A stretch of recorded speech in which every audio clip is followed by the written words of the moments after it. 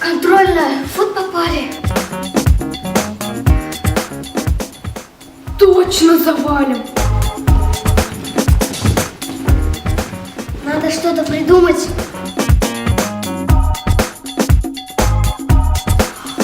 Так, слушайте, все сюда.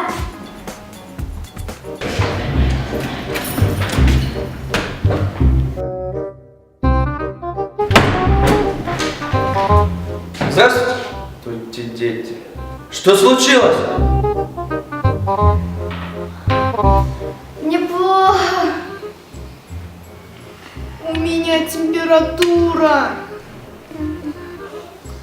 Николай Александрович, это какая-то эпидемия. Хорошо. Если эпидемию, контрольную придется отменить.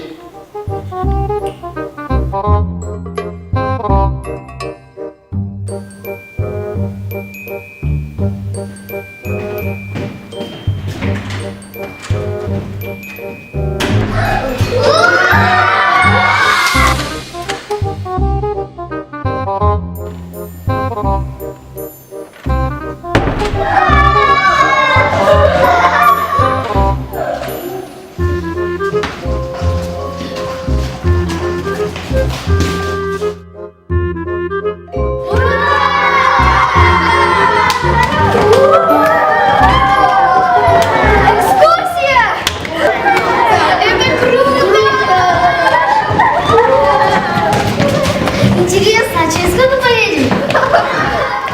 А все уже уехали. А дело в том, что мне очень плохо. Болит голова, температура.